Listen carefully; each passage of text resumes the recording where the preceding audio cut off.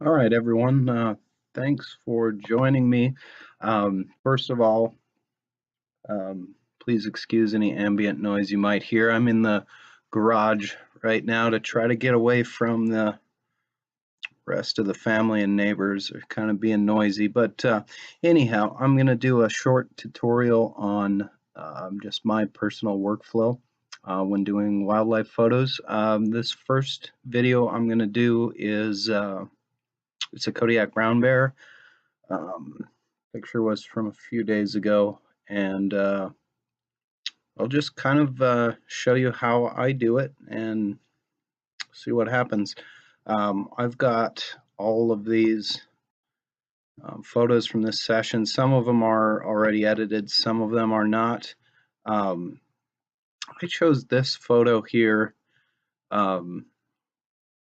I'm in Lightroom 6. What I'm going to do is zoom in on the eyes. Now this is how this is why I chose the photo. One of the most important things for wildlife photography is to have a nice sharp eye on the subject. This one's kind of noisy and everything, but if you look, you can see a little bit of the whites of the eyes, and it's got a nice little shine in the eye. So I'm going to start out with this one. First thing I always do is go over to the crop tool, click on it. I keep it locked at original original specifications for as far as the size goes. If I were going to print, I would maybe pick a different one, but I'll go and stick with the original. And I'll zoom this down, try to keep the rule of thirds going here. Shorten this up a little bit. Do something like that. Maybe something like that. Try that. Yeah, that looks pretty good. If you'll notice, the subject is real dark, and my white balance is set really cool. I always do my crop first. I'll go over lately on these photos. I've been doing the radial tool here. We'll center it around the bear. If you go hover over this, it'll show you that it's majority of it is outside of that. So I'll go over and warm this up a little bit. We did have some morning light this day, so it was quite a bit warmer than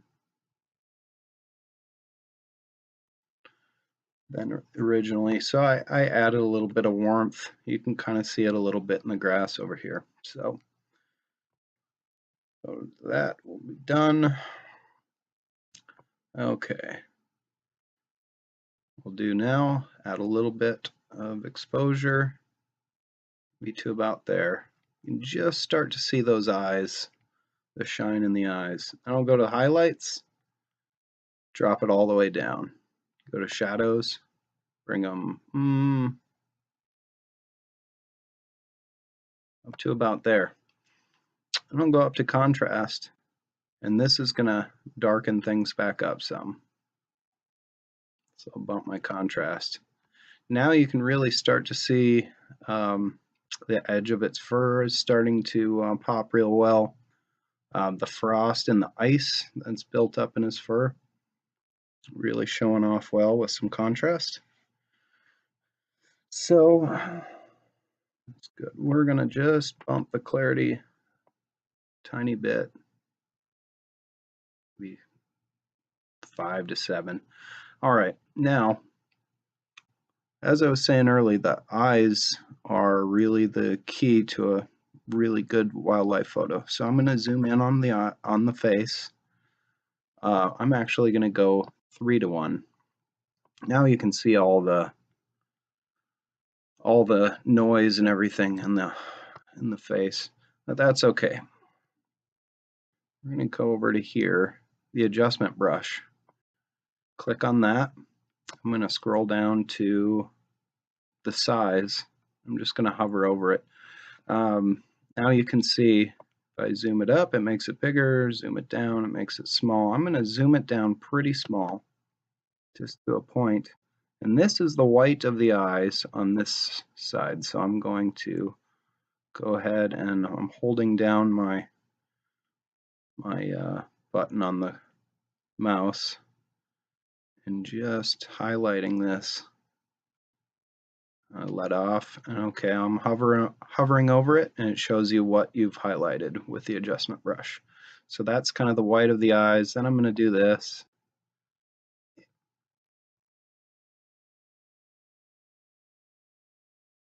A little bit on the eyelid. I'm going to go over to the other side, do a little bit of this. This is kind of just a shine in the eye from the light. It wasn't really great light this morning that the photos were taken, but there was enough. Okay, so what I've done is I've highlighted kind of the shiny parts of the eyes or the brighter parts of the eyes. I'm going to go over to exposure and just move it up a little bit. You don't want to overdo it with this, but you can really make it stand out nicely. Then I'm going to do highlights just a little bit too. Okay, what I'll do is click done and zoom back out. Now you can kind of see it, that shine in the eyes, just showing itself. Okay, what I'm going to do next is I'm going to do another adjustment brush. What I'm going to concentrate on is this this kind of profile here, just the top of its back. And what I want to do is make it stand out from the background.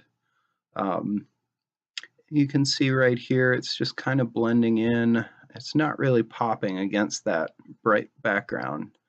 So I'm going to, I'd already clicked the adjustment brush. I'm going to go down and I'm going to make the size bigger, about like that.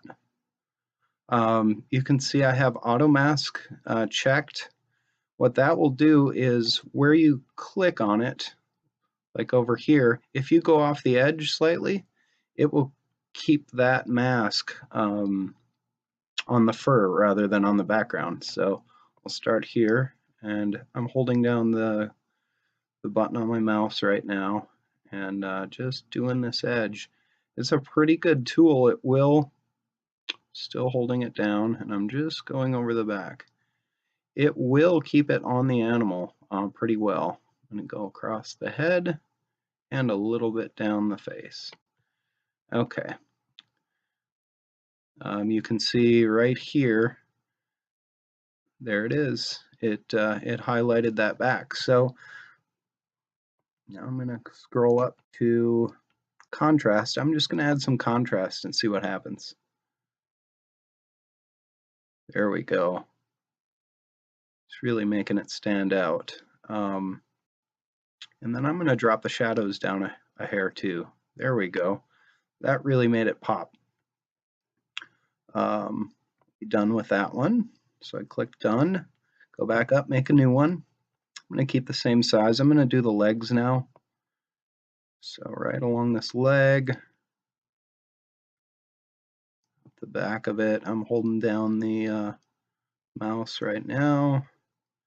Do that, go down the belly, get down this leg, and then a little bit down in here. This isn't a great photo because of this darn stick. It's kind of in the way, but it's a little bit distracting. But it's a nice image of the bear. I could crop it. I could take it out in Photoshop if I knew how to do that, but I'm not going to worry about it. It's just a tutorial. Go hover over that again. You can see all those hairs and everything, and those legs are highlighted. So I'm going to drop this. I'm going to raise contrast a bit. I'm going to actually adjust the shadows brighter. There we go. And that's showing off that little bit of frost and the ice built up on the fur. I'm going to bump the clarity a little bit and see how it looks. Nice, nice. Okay, now I'm going to go back to the face. This is real typical of how I do it. Like I said, you're going to have to mess with it on your own and see what works best for you. I'm going to click another new adjustment brush. I'm going to go back up here and click on 1:1. Okay, that gives me a pretty good view of the face. I'm going to go ahead and work on the eyes a little bit more. So I'll go down to my size again. Oops, I need to click that. New adjustment brush, go down to size. Size is good. So just going to highlight around the eyes in this area. Back in here, around the eyes. See what it's highlighted. I'll do a little bit more in here. And actually in the eye too. A little bit more in the eye. Now you can see my old adjustment brush. That was from when I did the whites of the eyes. See, this is my current one, the black one. Okay, do a little bit more around here. And what I want to do is I'm going to lighten it just a hair.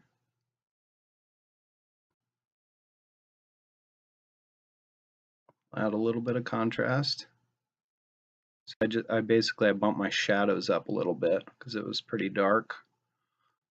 Add a little bit of contrast back, and then I'm going to bump up this sharpness here.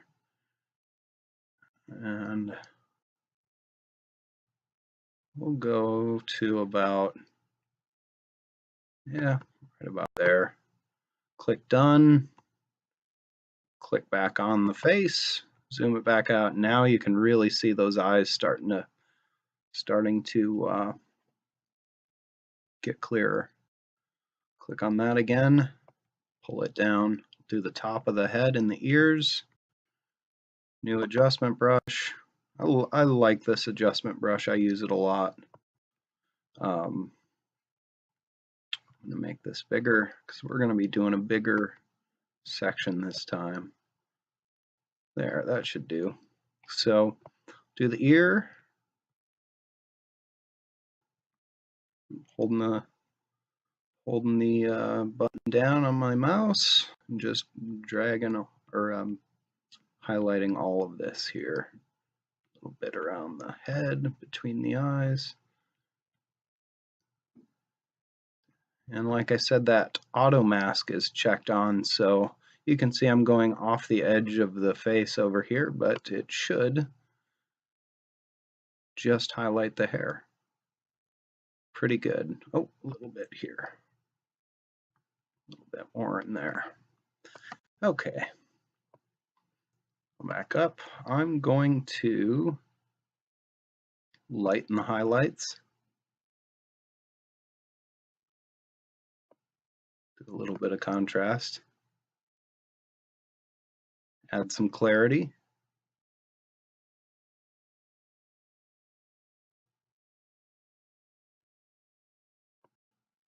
Call it done. Zoom back out. Nice. See a little bit more in here. That could be worked on. Click there.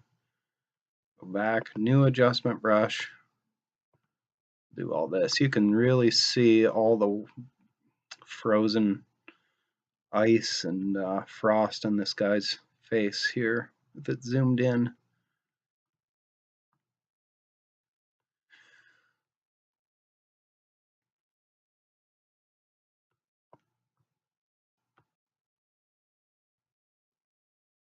There we go. I'm going to bump the highlights because that's what the ice is. It's kind of a highlight. Somewhere in there. Once again, a little bit of clarity.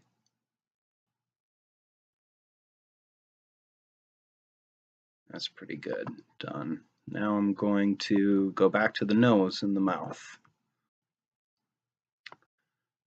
New adjustment brush. Now you can see this thing is going to be covered with points of from different adjustment brushes I'm going to use before I'm done.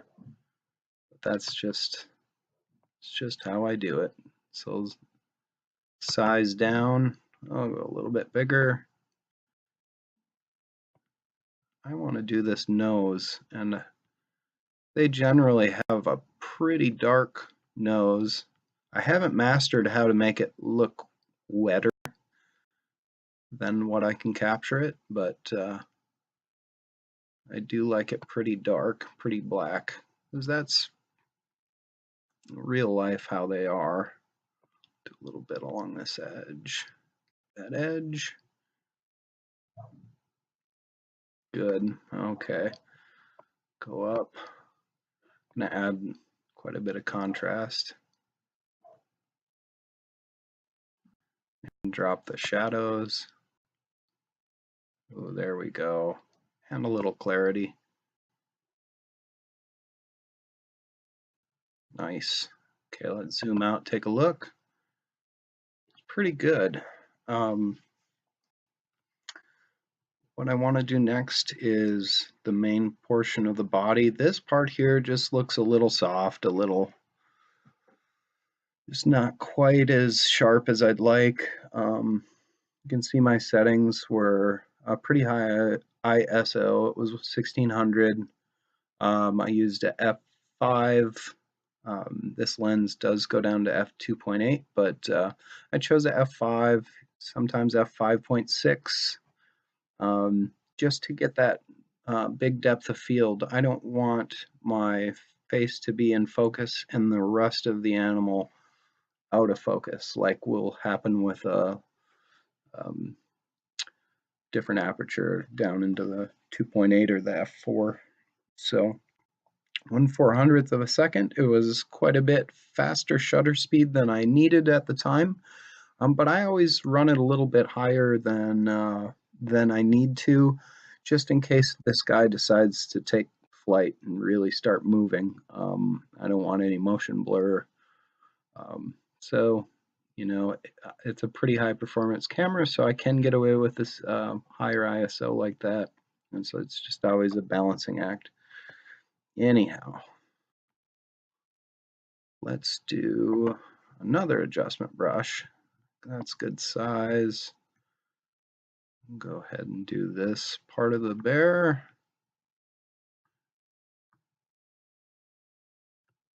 Let's see how that looks. Yeah, got most of it there. I'm going to add some contrast. So that's good. Some clarity. Good.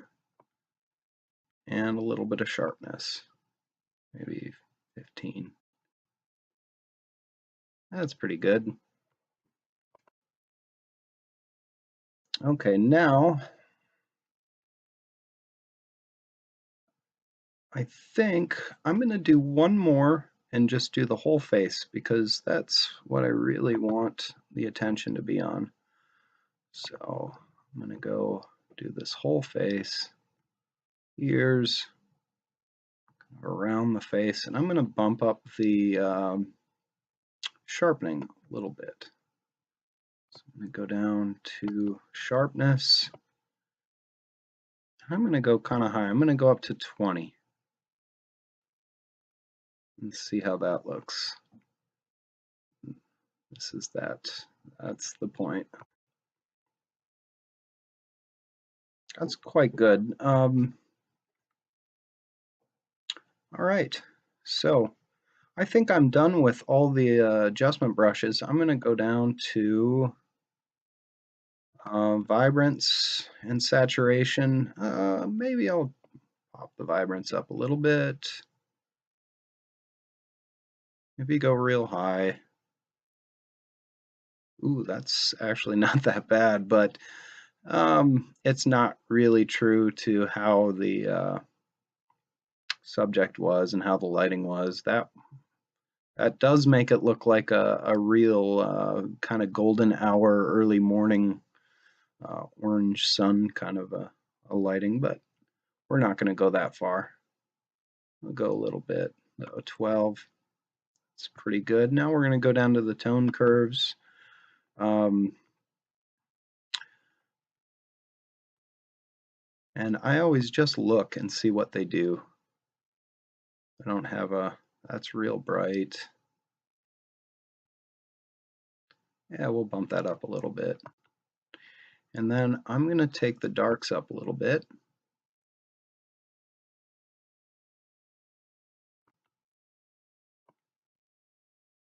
Shadows down a little bit. I don't want this guy to lose his, his actual natural coloration. I'm not going to mess with this, with these saturation luminants. I just don't use them a lot for wildlife, split toning, any of that. I could mess with the noise reduction, but I think this is perfectly acceptable for what it is.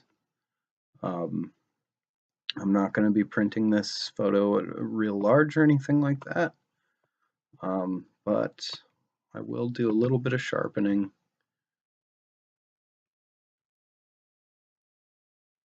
I'm going to zoom in on the face. And this masking. So masking is really a pretty cool tool to use. On my computer, you just press down the Alt key and then slide this up. And you see it starts out white. You keep sliding it up. And whatever's highlighted, whatever's in the white will be sharpened. Whatever's in the black will not be sharpened. So it depends on how much of the features you want to sharpen. I'm going to go up quite a ways because I already did a lot of sharpening. So go to there, and then I'll bump this up. There. Then I'm going to zoom in on the body here and make sure I didn't overdo it. Yeah, it looks pretty good.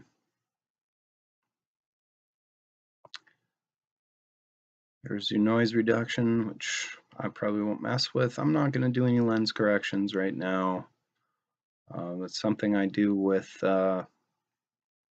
stuff that I don't crop or landscapes. Sometimes, a lot of the time, I'll use the lens corrections right away, but this one doesn't seem to bother me. All right, one more final run through before I call this finished. Now my computer tends to make things brighter than they are like on my phone screen. So a lot of the time I'll go at the very end and just bump exposure a tiny bit more.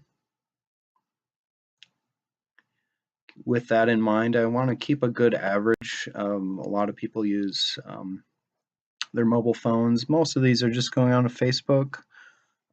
So I don't want to, I kind of want to get a good look between a bunch of different screens. So that usually ends up being a little bit brighter than what I do in particular on this computer. So I'm going to bump it up just right about like that. I'm going to call that finished. Bit down. And that's about it. So anyhow, this is, like I said, this is how I do my photos. In particular, the furry critters.